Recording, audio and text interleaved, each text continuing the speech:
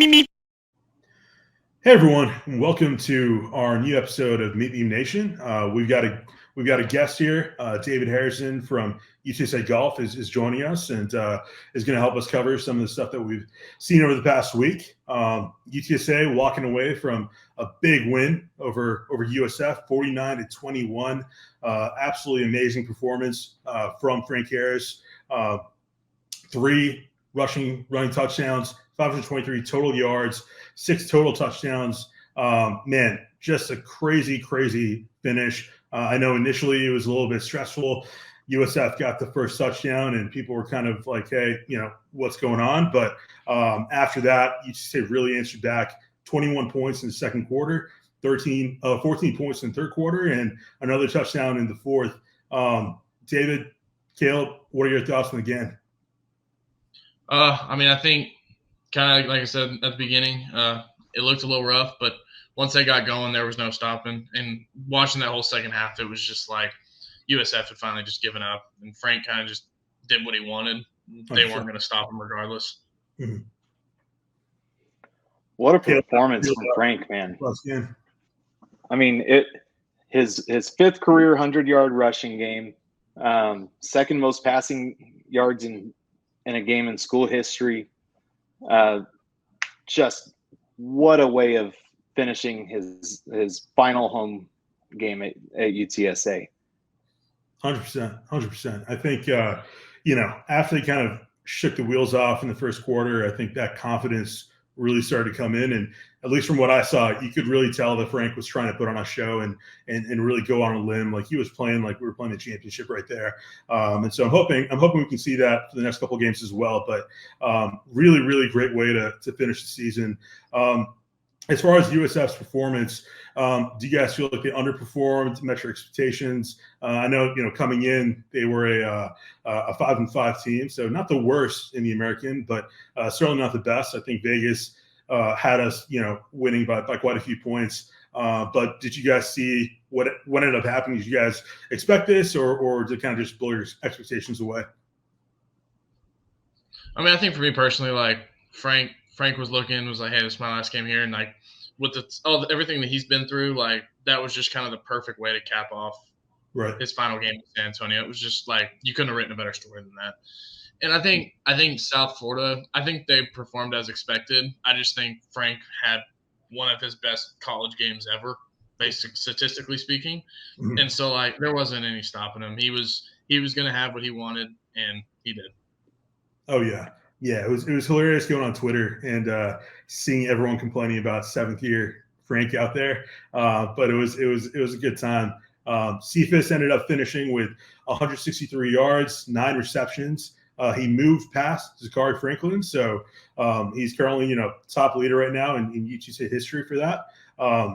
Caleb, what are your thoughts on our receiving core right now? Yeah, I mean it feels good knowing that we were minus JT and knowing that Zachary left at the end of the year. Not a lot of people were sure what we were going to have beyond Cephas and Oscar in the receiving game. And I think we've done a really good job of having a next man up mentality with all these younger receivers stepping up. Mm-hmm. We're in a really good position. Even with the guys leaving, we feel confident in what we have coming back next year.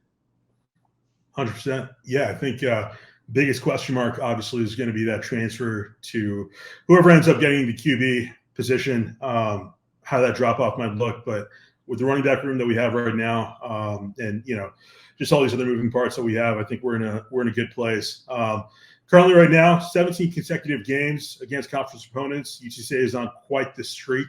We're playing Tulane, and that's probably going to be the biggest question mark. I think it's one of the only games we've had in conference where we are not favored by Vegas, 4-point underdogs. But going into the season, especially turning it around after that Army loss, averages for our attendance right now it's on the higher end. We're at 28,876 for 2023, and that's an increase from 2021 is 24,000 and 2022 is 26,000. So we're on the up and up. The 2023 average, mind you, though, is definitely inflated a bit because of that Texas State game.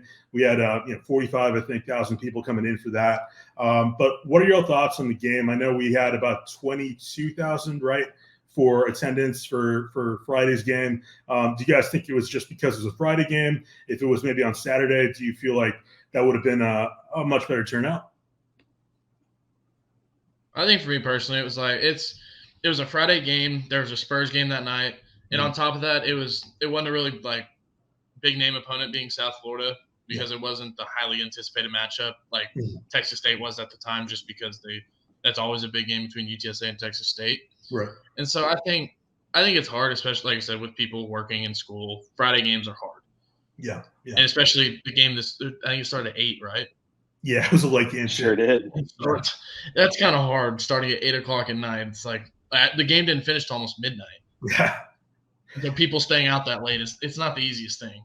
Oh yeah, 100%. Yeah, we had real Pac-12 dark vibe in that game. I mean, plus you got to mix in. I think there was a Spurs game going on, high school playoff games. There was a lots of battling. I mean, for us to get that kind of turnout was still pretty good. I definitely think that it would have gone up a bit if it was on Saturday, but we also got to be on national TV for it. Right.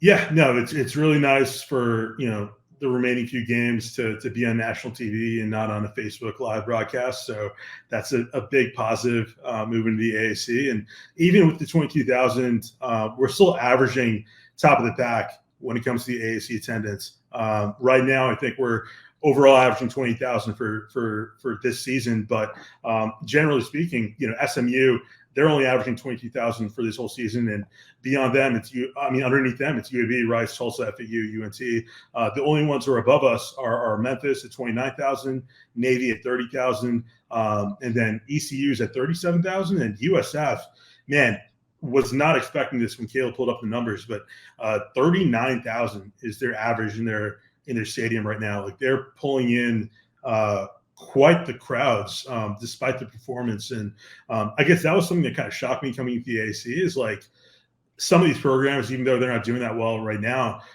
they've got quite the support behind them, USF and ECU in particular. But as far as attendance goes, I know people have talked about reducing ticket prices. Obviously, marketing is something people talk about a lot as well. But what are y'all's thoughts on like other things that UTSA can do to increase attendance? I mean, we're on the up and up every season. We're building momentum and we're increasing our season average. But is really the key here just to reduce the ticket prices, or is there just something else we need to do to try to get more people into the dome?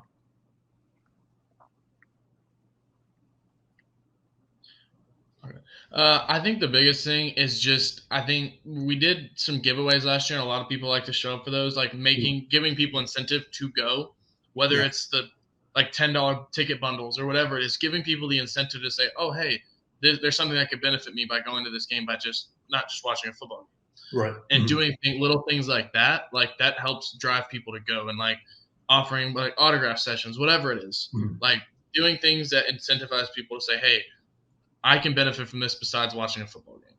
Yeah. And so I think that's going to be the biggest thing for the coming years for us, is because I think we market it really well. I think everyone always knows when there's a UTSA football game. They see our billboards around San Antonio like I do when I'm driving. But I think it's just incentivizing people to say, hey, why should I go besides just to watch it? Caleb, the ticket prices for these games, I know for the Tulane game coming up, I mean, Tulane's, they're doing like $7, $3 tickets out there right now. Do you know what like the average cost right now is for a UTSA ticket? Well, I know you can certainly get the upper level GA, typically I think between $15 and $20. And that's the base amount. You, of course, you have the massive Ticketmaster fee plus the Alamo Dome venue charge on top of that. So I mean, UTSA has tried in the past offering things like $10 tickets and stuff before, similar to Tulane. It's just by the time you get through the checkout with all the fees added, that $10 ticket turns into $18, $20 real fast. So I mean, there's some things UTSA can't do anything about without like truly harming their bottom line. They can try to bring down the ticket prices significantly, but then they're without all of that revenue. Mm-hmm. I think, you know, there's only so much give and take you can do. Alamodome's not charging them to play there. It's more so they pass all of that on to the fans. Mm-hmm. On, you know, you got your, I forget the breakdown, but you know, they look at concessions, parking, tacking on top of the cost of the tickets. Mm-hmm. So there, I mean, there's so many things that the city gets their cut from in order to offset that UTSA doesn't pay up front to lease the Alamodome. Mm-hmm. Mm-hmm. I think it's probably going to be a case where you hopefully work with concessions to try to bring down their prices in some form. Mm-hmm. I mean, you saw a pretty good uptick. Forget if it was like 2018, 2019. The Falcons were the first ones to dial back most of the non-alcoholic prices in their stadium. I mean, you had, I think it was like $3 popcorns and like a bunch of reasonable stuff, because they get, like, most of the time, and a large part of your audience are families of four who are, you know, they're having to pay parking, they're having to pay cost of tickets times 4, they're having to pay concessions and all of that, and so you're battling whether all of that is worth it or if it's better to watch the game from the couch. Yeah, something's got to give.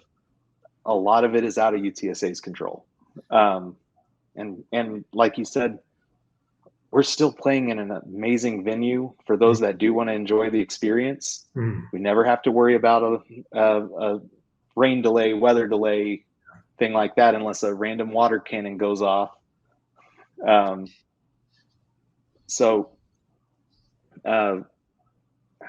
Gosh, you just gotta hope probably promotions, some kind of reward system. I don't know. But because of that Texas State game, we certainly have been improving attendance year over year over the last 2. I did find out, you know, looking a little bit more into that USF game. I mean, they hosted Alabama and got 65,000 people in there. You take that away, and that's still good for top 3 in the conference. So I mean, just good job from them. They're also trying their best to get a new stadium built, though. Yeah. I mean, kudos to USF. You know, despite their performance right now, like, they've got a ton of backing behind them, and they're just absolutely renovating and building the crap out of the place. So between that and the fan base they have, I think that was the biggest thing that kind of surprised me coming to the AC from CUSA, at least, is it's sort of like a next level fan base and next level, I guess, like financial support. Because I mean, as far as money goes, we're on the, and facilities goes, we're definitely trailing at the bottom right now. But hey, man, you know, no one does more with less than UTSA. So we're on the up and up. I think we keep winning. We keep having a good on-field performance, and those things should hopefully take care of themselves. But yeah, USF, great game. What a way to send Frank off. Going to Tulane, we're going to have a Friday 2:30 p.m. kickoff. ABC prime time. I think this is the first time we're going to be playing on ABC all season. Actually, I mean, I don't even remember the last time we played on ABC. I mean, we've been on ESPN2, ESPNU, but really, really big game from a viewership perspective, and even from a consequence perspective. AAC championship is on the line right here. So Tulane right now ranked number 18, absolutely killing it. They started off really hot, almost beat Ole Miss 37-20, really tight loss. And Pratt, their QB, wasn't even playing that game. And keep in mind, Ole Miss, their only losses are against Alabama and Georgia. So if they had beaten them, they probably would have been in the top 10. With their current performance. But it seems like they kind of have the opposite trajectory of UTSA, where we started off really cold and we're starting getting hot now. But Tulane, it seems like they started off, really hot and they're getting colder. I mean, they're still undefeated in conference play, but the games have been really tight. Their game against ECU on November 4th, 13-10. Game against Tulsa on November 11th, 22-24. Game against Rice, 30-28. They were able to get finally some significant lead against FAU last week, 24-8. But, definitely not as hot as they were initially. And that probably plays a role in Vegas currently, having them as just a 4-point or so favorite. What are y'all's thoughts on Tulane right now? Do you kind of agree with Vegas when it comes to that spread? Do you see this as being like a field goal type, ending, or how do you see this playing out? David, I'll start with you. I mean, for me, kind of looking at different things, I think it's going to be a close game. It's going to be a shootout. I think there's going to be a lot of points scored. If you look at the stats, UTSA is averaging 33 points a game. Tulane's averaging almost 28 points a game. So it's these teams can score on offense. But I think the biggest thing UTSA is going to have to look out for is Tulane's defense. I said they got one guy that's averaging has 7.5 sacks, and another guy that has 11 tackles for loss. Mm-hmm. And so, they're going to have to establish what that offense is about. And I think that's going to be the biggest thing to secure the win in this game is to establish an offense, because I think their defense is really good. And I think it's just going to be a matter of if they can score enough points. Yeah. Kill. Yeah. Like you said, Tulane really has had a lot of struggles towards the end of the season. Like you said, Tulane has really struggled as of late. Their one really good game that they've had in the last 5 games has really been their last weekend at FAU. They won 24-8, which when we both played FAU on the road, we won 36-10. So kind of similar blowout. We both allowed roughly the same amount of points.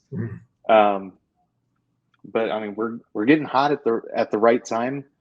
We certainly, like David said, have to face a much tougher defense.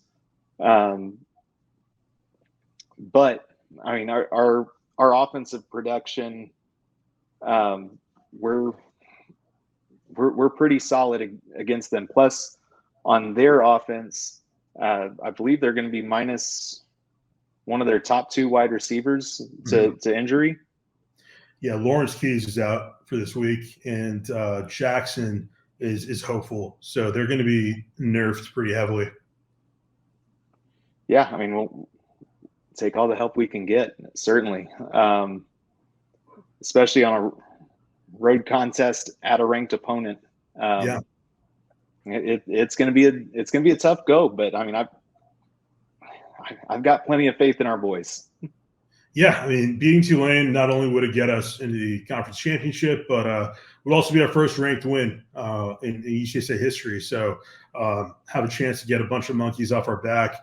The Green Wave, they've gone 32 straight games without allowing 100 yards rushing by a player listed as a running back.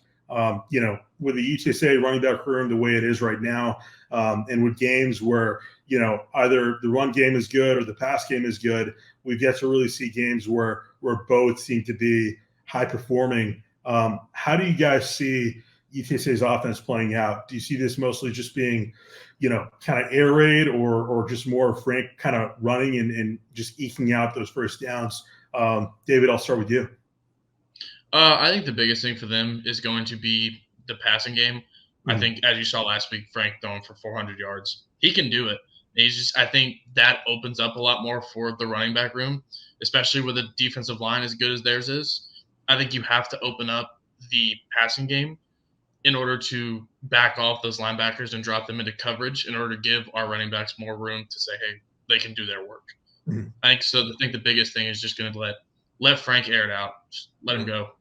And then once they kind of back off and like, hey, this dude can do it, that gives Frank the room to scramble when he needs to, and it also gives Kavorian and the other good running backs room to run. Caleb, thoughts? Yeah, I mean, our defenses facing the pass are roughly identical. We're averaging both about 260 yards allowed per game through the air.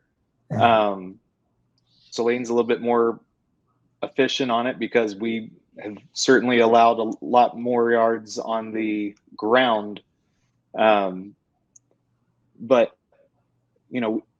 we had two completely different offenses over the last 2 weeks. I mean, we really showed what we can do on the ground against Rice 2 weeks ago, and we showed what we could do in the air this last weekend. We're a two-headed monster. Our O-line is a lot healthier than it was to start the season. So I mean, this could go either way.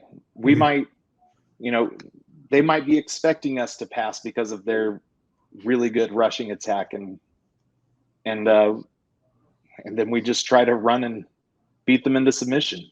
Yeah, I'm fully stocked up on confidence for this weekend. And I think along with that, with the running back room that we have, I think they're fully prepared to go and maybe only get 3 yards a carry, but they're going to beat it down their throats when they run the ball because our guys are hard to tackle. Like, you watch all the games that they've played, they're not going down on the first tackle. It's going to take 2 or 3 guys to take them down. So I think they're prepared and ready for a dogfight in the trenches. We've got some mailbag questions related to the game. Actually, pretty much all of them are related to the game, so we'll jump on those right now. Rome Arroyo asks, what does the defense need to take away to win this game? Tulane, obviously, phenomenal defense. UTSA, hey, we're not skimping either. But what do we need to do to put pressure on Pratt and ensure that we can kind of lock that down? I think personally the biggest thing is going to be to take away the run. Their running backs, their number one running backs, averaging almost 5 yards a carry. Yep. Like, you got to shut him down and make Pratt throw the ball because Trey can get to the quarterback. So it's just a matter of making them throw the ball and putting pressure in their face to throw the football. Because I think if you let their running back get loose, it's going to be a long day. Yeah, Tulane's running back, Mekhi Hughes, league's leader. He's got 1,080 yards rushing, and he's, like you said, 100 yards rushing per game. So locking that down is going to be really, really critical. Caleb, what are your thoughts on the defensive end? Obviously, we've had some really, really amazing performances over the past couple games, but I don't think we've faced anyone like Tulane yet. No, this will definitely be about stopping their run. Again, we kind of get into the habit of allowing what we do in through the air. We got to stop the ground this weekend. Number one priority. They are a very balanced offense. Through this season, they've got, as far as plays that they've ran, they have 375 running plays to this point, 355 pass plays. And so, I mean, try to make them one-dimensional. And if we could make the one-dimensional that they try to attack us on, the one where they are down a significant player on in the air, I think that's going to be our best strategy. Yeah. Yeah. Sandy Gonzalez going into this asked questions saying, after studying Tulane's offense, which team would you compare them to that we played this season? And I mean, my gut's telling me with the running game, Army obviously kind of getting unfortunately some PTSD from that game. But if we have a game like that, it's going to be over really quickly. But I would probably say Army. Like, what are y'all's thoughts as far as who would you compare Tulane to, who we played? David? I mean, I agree. I think Army really just ran the ball down our throats the whole game. And so I think I hope they learned from that game, and I think they did. I'm sure they watched film and like, hey, this is what we did wrong. So I think they're going to be better prepared for that because I think they know they look at the same stats we do, and they see that, hey, this dude can run the football.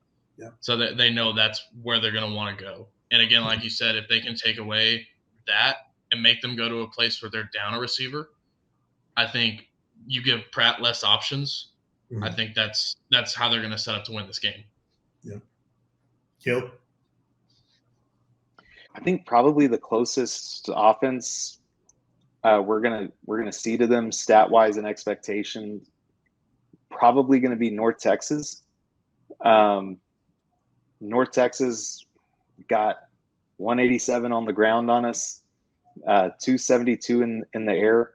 I wouldn't fully call what North Texas was setting up as pro style as Tulane, but probably expect similar results in both areas.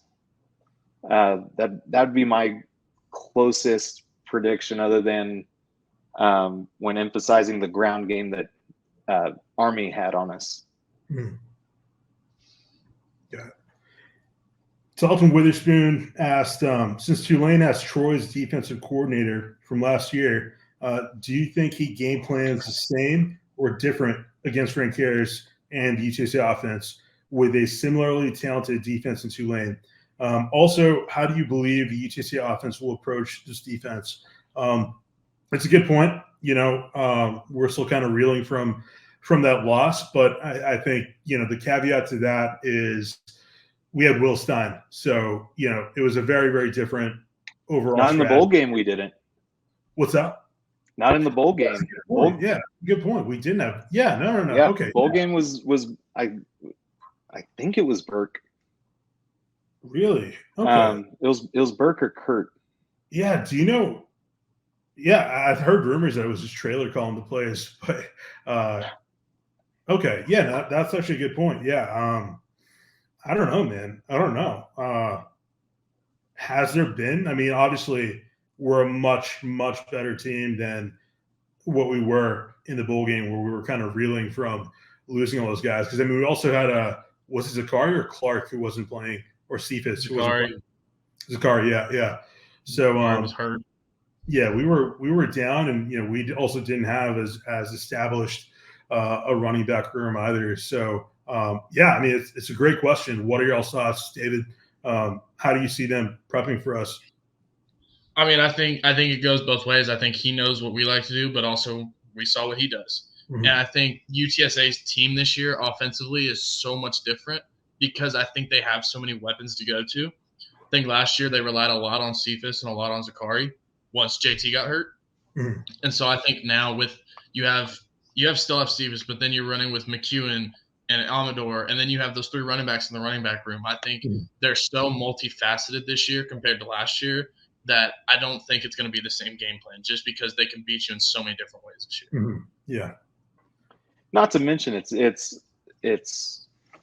a much different passing game. The only similarities is you got Frank throwing the ball, and you got Cephas and Cephas, Tyke, Chris, and Oscar back, but they use them differently. We're not using Oscar as much.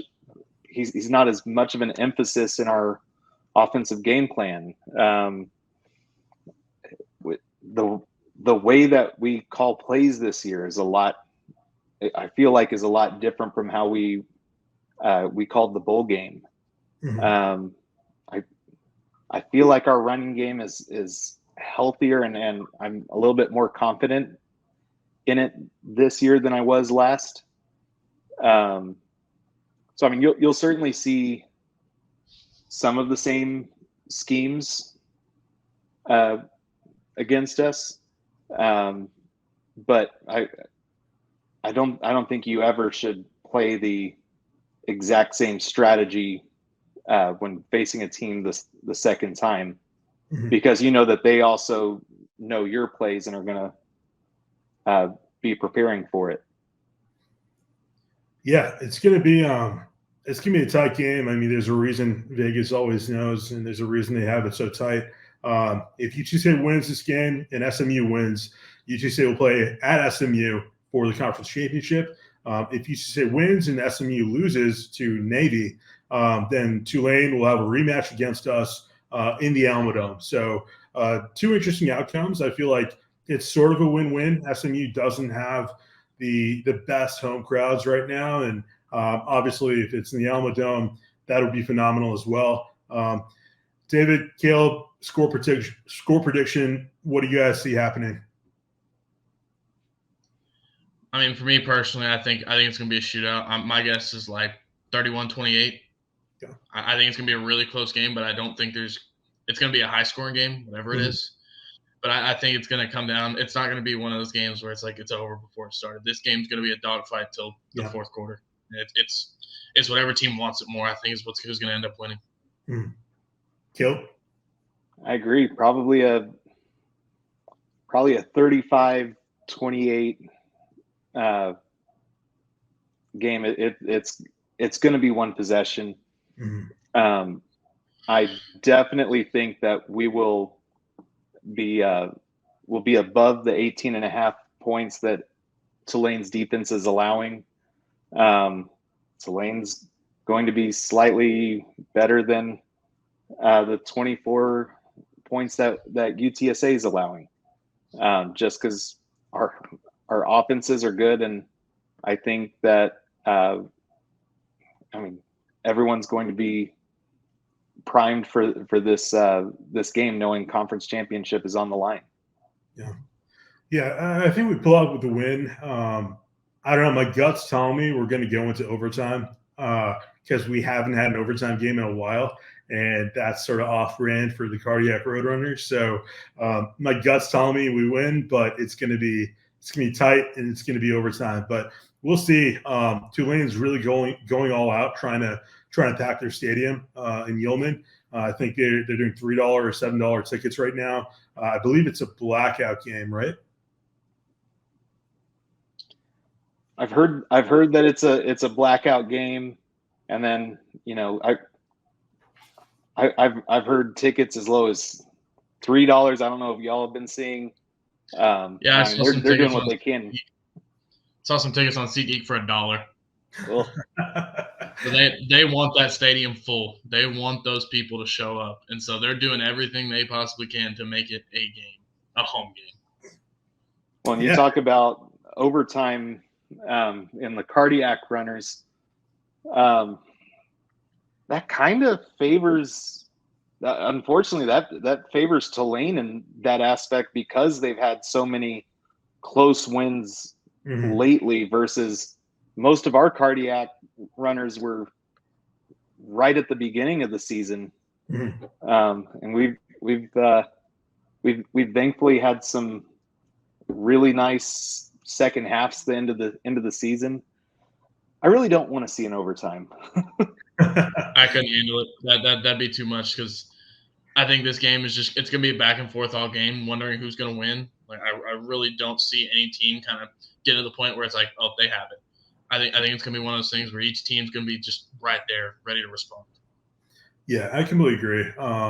Regardless of whether it's overtime or not, it's going to be a tight game. I mean, they're going all out to try to fill that stadium up, and it's going to be hopefully a good place to play. I mean, it's day after Thanksgiving, 2:30 p.m. ABC in New Orleans. I mean, there should be a good amount of people there, so should be an interesting environment. I don't know how intimidating playing in Yeoman is. I've never been personally, but from what I've seen, at least on Twitter, they're one of the teams that has a pretty vocal fan base. So regardless, should be a good time.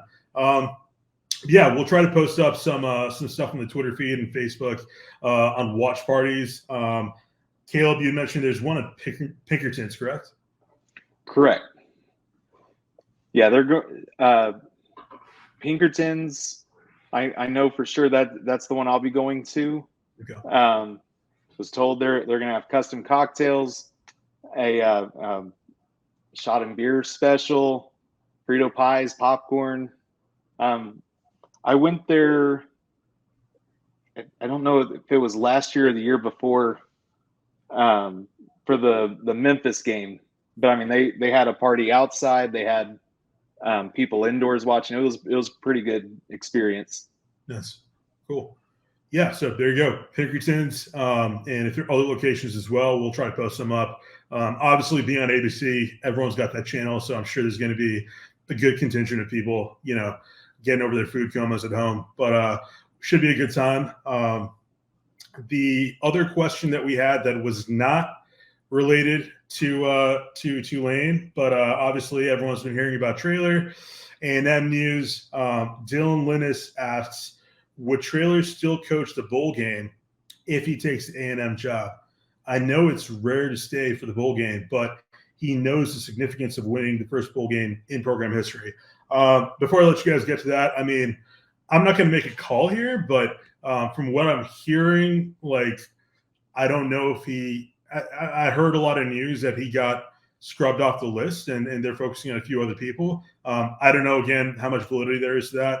I know historically, it usually seems that whenever you have a front runner early on that gets a lot of media attention for these coaching positions, it's usually anyone but that person. So, in the way Coach was talking on the his recent interviews, certainly seems like he's pretty committed, or at least he hasn't heard anything that would indicate that he's got it already, got the job. But I guess Caleb, you have some information about that bowl game stuff.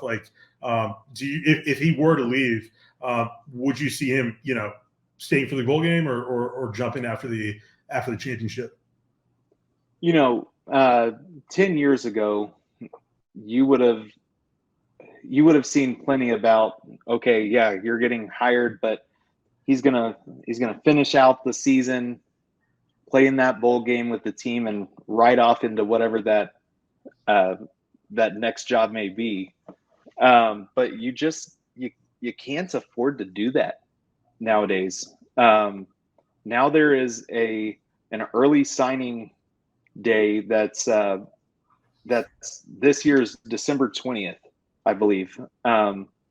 So typically that puts pressure on a lot of these schools to start firing their coaches before the regular season is over, and immediately start interviewing during the season before the conference championship games are even happening, because they want to get that hire done with plenty of time for that coach to start not only naming his staffs, but going out and hammering on recruiting before that period.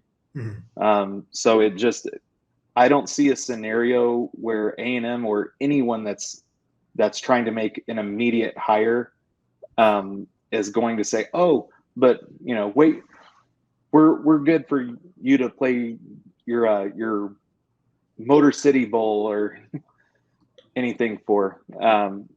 There's just, you don't have enough time. It's such a short turnaround for recruiting. NIL is big right now too, and so the transfer portal is now the biggest thing. I like recruiting's big, but most people you see on a college football roster nowadays, they're going to have at least one transfer. And so for coaches to get their name into that position and to get recruiting ASAP is huge, or else they're, especially at a school like an A&M, they're trying to get the biggest kids in Texas and all the other states. And so it's a big deal for them to get recruiting as fast as possible, or else they're going to lose on somebody big, and they don't want to do that. Yeah, and I mean, outside of all that, it's A&M, and they've just gone through this trauma of, letting go Fisher, and they're paying him, I think it's like $23,000 a day or every other day is how much he's going to get paid as a fired coach. And so I'm certain that, the board and all those boosters are going to be, on top of whoever comes in, trying to make sure they're taking it as seriously as possible. So yeah, I mean, I don't think it's personally a worry that we really need to focus on. I personally don't think he's leaving. I think, if we continue down the path we're going, we start to get some P5 wins. We start to, win some bowl games. Obviously, that can always come up again. But as far as, my opinion on where he would go, he's already turned down the Texas Tech job. He's turned down multiple P5 jobs over the past few years. There was a rumor that last year or the year before he turned down the Illinois job. And so at the end of the day, Traylor's a Texas guy. That's his roots. That's his strength. And so, the only programs that I really see him leaving to would have been like Texas or A&M. So obviously A&M popping up was really stressful for a lot of people. But my gut's telling me that he's probably not going to get it right now. And with the way Sark is performing in UT, that job is probably going to be safe for at least a couple more seasons as well. But we'll see how it plays. It's kind of the unfortunate position of being a top G5 is, and not a top G5, but a G5 team in general is like, you're kind of damned if you win, damned if you don't. And so that's why, I'm hoping that we can just really, really prioritize, moving up the ranks and hopefully end up in a power conference sooner than later. But that about wraps it up with our coverage of college football for UTSA right now. Next up, David, thanks for coming on. You're with UTSA Men's Golf. This segment's all for you. What's going on with you? Oh, thanks. I appreciate it for having me on. Not a whole lot. So we just finished with our fall season. We had our first annual Valero, Texas Intercollegiate. So Valero decided they wanted to host a college tournament, and so we got to be the host school of it, and they brought in 12, 13 of the biggest schools in the country. Had everyone from Vanderbilt to TCU, Oklahoma. And so it was really cool to be able to host something like that because we'd never really had anything like that before. And so being able to have a tournament of that caliber, it was one of the best tournaments in the country. And getting to host a tournament like that for us was really cool because we don't get to see those teams very often. And so being able to compete for 3 days with those guys was one of the coolest tournaments I've ever gotten to play in. And Valero did it up really good. They made it feel like a professional event. They had it all roped off, locker rooms, lockers for everybody. Like they had it done up to the nines, and it was easily one of the coolest college tournaments I've ever played in. Nice. And then the new rankings just came out, and one of my teammates, Hunter Bott, he's actually ranked 80 in the country for the first ranking, which is really awesome. It's the first time we've had a guy ranked that high. So it's really cool to see. One of my buddies, that's my guy I came in with when recruiting. And so me and him have been together for 5 years now. So seeing him do that is really awesome. The history of the program? From what I know, yeah, from since I've been here.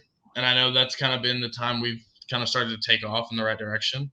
And so I know there was one other guy before I came here. His name was Xander Lozano. I think he was ranked pretty high. I don't know if he was ranked that high, but it's really cool to see a guy that I've known for 5 years get the recognition that he deserves. Absolutely. And then this is our second year with our new coach, Coach Wernicke. He's been absolutely awesome. He's really he's opened my eyes to a lot of things, kind of knowing what it takes to play at the next level, especially because that's what I want to do after I graduate. And so getting to talk to him and getting his thoughts and what he knows about the game of golf, coming from Louisville, he had guys he was the assistant coach at Louisville, and he had guys that play on the PGA Tour and DP World Tour. So he knows what it takes to get to that next level. And so being able to pick his brain for the last year and a half has been awesome. I'm ready for one more semester. I'm excited. What are your plans and then after you graduate? Like, I guess I'm not too familiar with I guess progression in golf, but what would you be, I guess, playing in after college? So once I graduate, I'll kind of stay around kind of the South, like United States area and play. It's called the All Pro Tour. It's just one of the mini tours that guys play on. And then kind of once I get comfortable there with professional golf, I want to go up to Canada. And they now have this thing called the PGA Tour Americas. So it's a way to get onto the Korn Ferry Tour, which is the tour right below the PGA Tour. Yeah. So it's kind of the stepping stones you have to take to get there. And so it's a lot of work, but I think that's what I really want to do. And so I'm going to go hit it hard, and I'm going to go see what I can do. Nice. What's the window of time that you can play in Canada? Obviously, the snow's got to come in at some point. So what they do is they start in, I think it's March. They start in South America. So they play 5 tournaments around it's like Ecuador, Brazil, Peru, Colombia, and Mexico. And then that's till about June. And then they basically play the rest from June to beginning of September in Canada. And then there's one tournament in the United States in there. So that's the new tour. So it's like one leg in South America. Then they move up for the summer to Canada, and that's kind of it. Nice. But no, it's been a really fun, and I'm sad that it's gonna be over soon, but I'm kind of ready to get going on the next step of the journey. What's been your favorite memory being in men's golf? It's just being a small team. Like we have 9 guys this year. We've had 8 and 7 in the past.